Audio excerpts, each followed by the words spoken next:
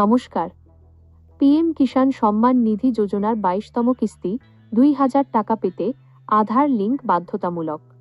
2026 সালে দেশের কোটি কোটি অন্নদাতাদের জন্য এক বড় ঘোষণা করল কেন্দ্র সরকার। পিএম কিষাণ সম্মান নিধি যোজনার বহুল প্রতীক্ষিত 22তম কিস্তির টাকা ছাড়ার প্রক্রিয়া শুরু হয়েছে।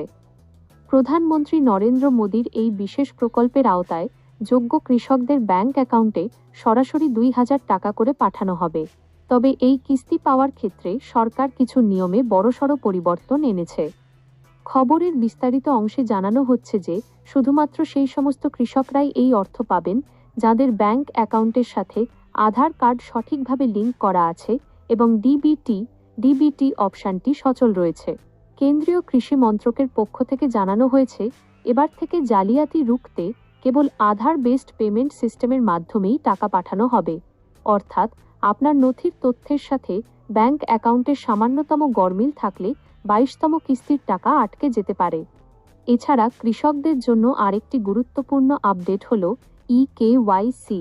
2026 সালের নতুন গাইডলাইন অনুযায়ী যারা এখনও পর্যন্ত বায়োমেট্রিক বা ওটিপির মাধ্যমে এই প্রক্রিয়াটি সম্পন্ন করেননি, তাদের নাম বেনিফিশিয়ারি লিস্ট থেকে বাদ পড়তে পারে। আপনার স্ট্যাটাস চেক করার সময় অবশ্যই দেখে নিন ল্যান্ড সিডিং এবং আধার ব্যাংক অ্যাকাউন্ট লিঙ্কিং অপশনটি ইয়েস দেখাচ্ছে কিনা। যদি কোনো একটিতে সমস্যা থাকে তবে দ্রুত নিকটবর্তী কৃষি অফিস বা কমন সার্ভিস সেন্টারে যোগাযোগ করুন। মূলত সরকারি অর্থ যাতে কোনো মধ্যস্বত্বভোগী ছাড়া সরাসরি প্রকৃত কৃষকদের হাতে পৌঁছায়, সেই উদ্দেশ্যেই এই কড়াকড়ি। তাই দেরি না করে পিএম কিষাণ পোর্টাল বা মোবাইল অ্যাপের মাধ্যমে আজই আপনার পেমেন্ট স্ট্যাটাস যাচাই করে নিন। মনে রাখবেন, ফেব্রুয়ারির নির্দিষ্ট ডেডলাইন পার হয়ে গেলে আপনি এই সুবিধা থেকে বঞ্চিত হতে পারেন।